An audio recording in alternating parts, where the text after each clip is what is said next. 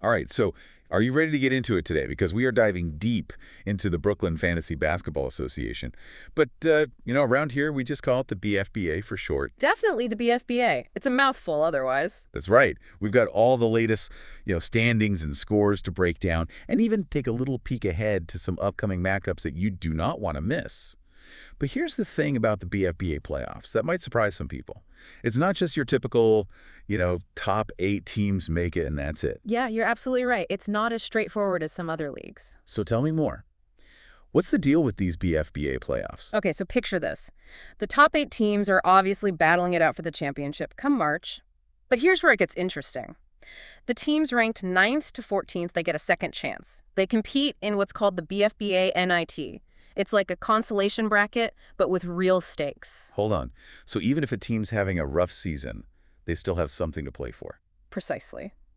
The winner of the NIT gets a boost in the next draft lottery. So even though they miss the playoffs, they're still in the game. So you're telling me that every single team in the BFBA has skin in the game all season long? Absolutely no coasting allowed. Every win matters. That's wild. I love it. All right, let's talk about those teams at the top right now. The Evil Empire, they're sitting pretty at the top with 5 wins in a row, undefeated. Yeah, they've been dominant so far. Their strategy seems to be all about consistency. Okay, so they drafted players who are known for, putting up solid points every week. Exactly. But they also have a few high-risk, high-reward players sprinkled in. Interesting. So it's a mix of safe bets and potential game changers. Yeah. But can they keep this streak going? The season is young, right? You got it. Anything can happen between now and March. Injuries bad, trades a breakout season from a player on another team. All of a sudden, the Evil Empire might not look so invincible. Okay, so nothing is guaranteed. Oh. I like it. That makes things way more exciting. Speaking of exciting, Week 5 had some absolutely wild matchups. The NY mindset of fighters just demolished the Nether Chosen Warriors. Oh, that was rough, especially since the Warriors are still looking for their first win. Yeah, I was going to say, that can't be good for their morale. They definitely need to rethink their strategy. They're relying too heavily on players with unpredictable performances. You got to have that consistent base to build on. Now, on the other end of the spectrum, we had the Brooklyn Vikings Valhalla barely squeaking by, Tujitly 2 quit. Talk about a nail-biter. That one came down to the wire. It did. Valhalla's captain made a risky last-minute swap, benching their star player who had been having a rough week. And it paid off. That's what I love about fantasy basketball. It's not just about having the best players on paper. It's about knowing when to play them, when to swap them out. It's all about strategy. Absolutely. Those strategic moves can make or break a season. You said it. Every point matters, especially in those close games. Well, let's talk about some of those close games in Week 6 that are still in progress. Stevens' Team 2, Legit 2 Quit, is facing off against Delonte's Sham Gods. And right now, it's not looking too good for 2. Legit 2 Quit. Could we be seeing an upset in the making? It's definitely a possibility. The Shan Gods have been quietly putting together a solid season. Yeah, they've kind of flown under the radar, haven't they? They have. Their roster might not be flashy, but they have a core group of players who consistently put up decent numbers. I'll be keeping an eye on that one for sure. But now the matchup everyone is talking about. Damien's undefeated Evil Empire going up against Cedric's NY mindset of fighters.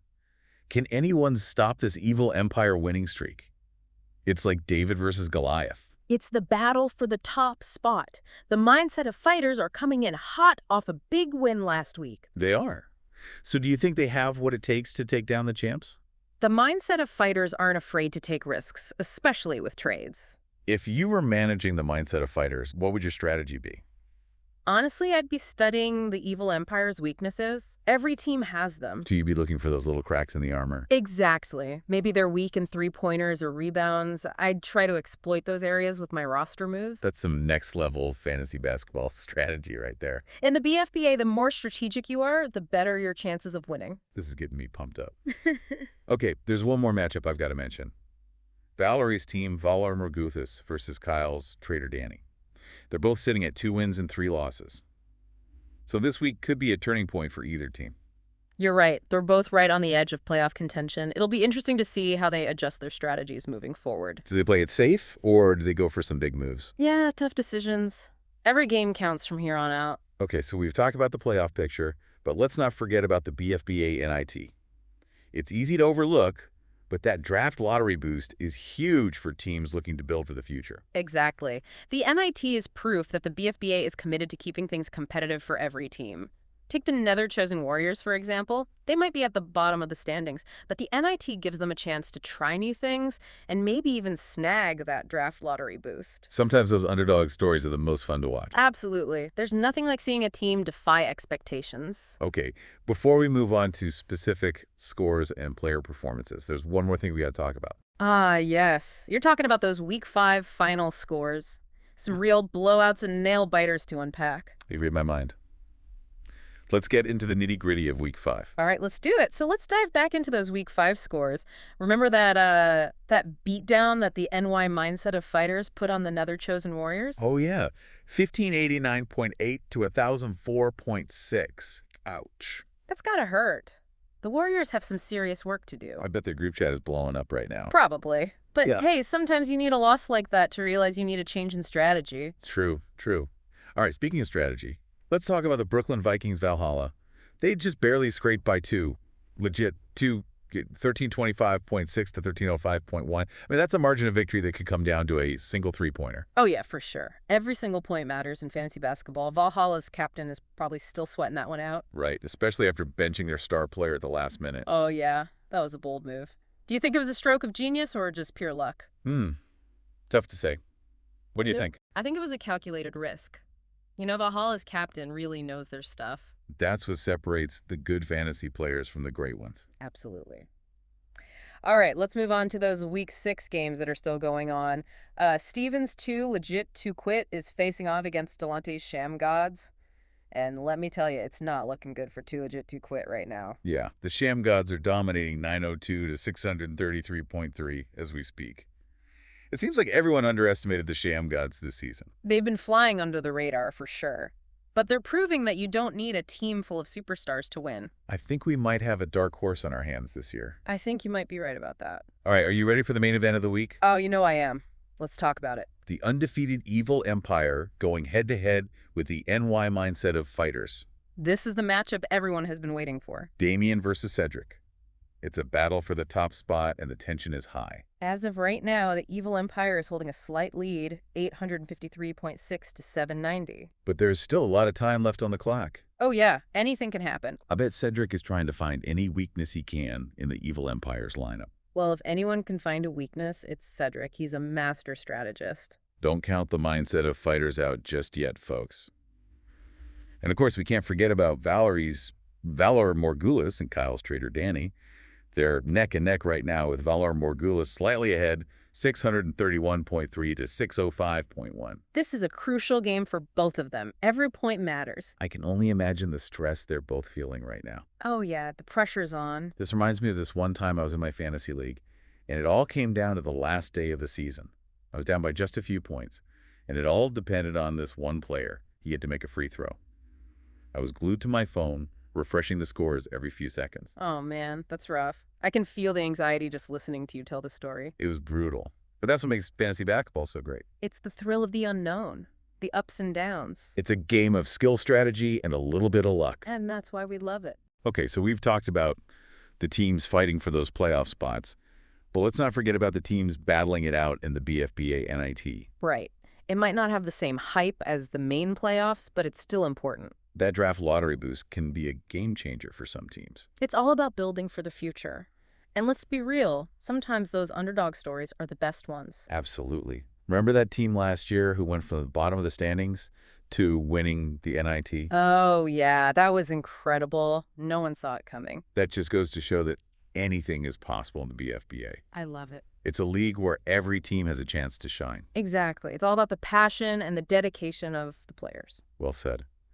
All right, so we've covered a lot of ground today. We've talked about those amazing Week 5 matchups, and we've looked ahead to the intense battles unfolding in Week 6. We've analyzed strategies, debated risky moves, and even shared some of our own personal fantasy basketball experiences. But now it's time to bring it all home. What does all this mean for you, our dedicated listener? Great question. Well, I think the biggest takeaway here is that the BFBA is a league where anything is possible.